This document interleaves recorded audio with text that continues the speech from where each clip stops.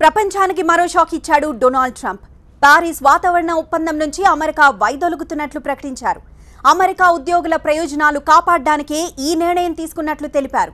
త్వరలో కొత్త ఒప్పందం కోసం ప్రయత్నాలు ప్రారంభిస్తామని చెప్పారు. అమెరికా అధ్యక్షుడు డొనాల్డ్ ట్రంప్ అన్నంత పని చేశారు. పారిస్ వాతావరణ ఒప్పందం నుంచి వైదొలుగుతున్నట్లు ఆయన ప్రకటించారు. ఎన్నికల్లో ఇచ్చిన హామీ మేరకు ఈ నిర్ణయం తీసుకున్నట్టు చెప్పారు. అమెరికా ఉద్యోగుల ప్రయోజనాలే తనకు ముఖ్యమని ప్రకటించారు ట్రంప్. పారిస్ ఒప్పందం కారణంగా అమెరికా ఇప్పటికే చాలా నష్టపోయిందన్నారు ట్రంప్. దేశానికి ఈ డీల్తో ఎలాంటి లాభం లేదని ఆయన తేల్చేశారు. అమెరికా ప్రయోజనాల్ని దెబ్బతీయడానికి కొందరు వాతావరణ మార్పులపై లేనిపోని భయాలు సృష్టించారని ఆరోపించారు. ఒప్పందంలో భాగంగా అమెరికా ఇక ఆర్థిక భారాన్ని మోయలేదని తేల్చి చెప్పారు ట్రంప్. పారిస్ ఒప్పందంతో అమెరికా చమురు, బొగ్గు పరిశ్రమలు కోలుకోలేని విధంగా దెబ్బతిన్నాయని, ఇదంతా ఒబామా వల్లే జరిగిందని చాలాసార్లు ఆరోపించారు Trump. The fact that the Paris deal hamstrings the United States while empowering some of the world's top polluting countries should dispel any doubt as to the real reason why foreign lobbyists wish to keep our magnificent country tied up and bound down by this agreement. It's to give their country an economic edge over the United States. That's not going to happen while I'm president. I'm sorry.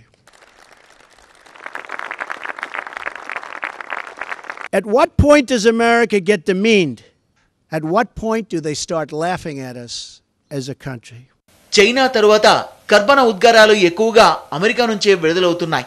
2015లో Paris ఒప్పందంపై అమెరికాతో సహా 195 దేశాలు సంతకాలు చేశాయి. Trump తీరుతో global warming పెరుగుతుందన్న ఆందోళన వ్యక్తమవుతోంది. అంతేకాకుండా వాతావరణ మార్పులతో ఉష్ణోగ్రతలు మరింత పెరుగుతాయని చెప్తున్నారు.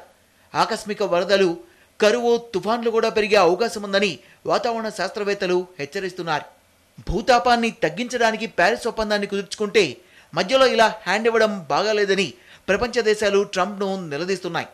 యూరోపియన్ యూనియన్ కూడా ఈ నిర్ణయంపై తీవ్ర ఆగ్రహాన్ని వ్యక్తం చేసింది. డీల్ నుంచి ఏ దేశం కూడా తప్పుకోలేదని జర్మనీ, ఫ్రాన్స్, ఇటలీ ప్రకటించాయి. పారిస్ ఒప్పందంలో కొనసాగాలని మిత్రదేశాలు చేసిన విజ్ఞప్తిని ట్రంప్ పట్టించుకోలేదు. పోప్ ఫ్రాన్సిస్ కూడా వాతావరణ ఒప్పందాన్ని గౌరవించాలని ట్రంప్ను కోరారు. ఆఖరికి ఆయన విజ్ఞప్తిని కూడా పెడచెవిన పెట్టారు ట్రంప్. తన వాదనే గెలవాలన్న మొండి పట్టుదల ఆయనలో కనిపించింది. ట్రంప్ నిర్ణయాన్ని వ్యతిరేకిస్తూ ఫ్రాన్స్ వినూత్న రీతిలో నిరసన తెలిపింది. పారిస్ సిటీ హాల్ను ఆకుపచ్చని దీపాలతో వెలిగించి నిరసన తెలిపారు. పారిస్ ఒప్పందం నుంచి అమెరికా వైదొలిగితే భయపడాల్సిన అవసరం లేదని చైనా చెప్తోంది. అమెరికా లేని లోటును తాము భర్తీ చేస్తామని భరోసా ఇస్తోంది.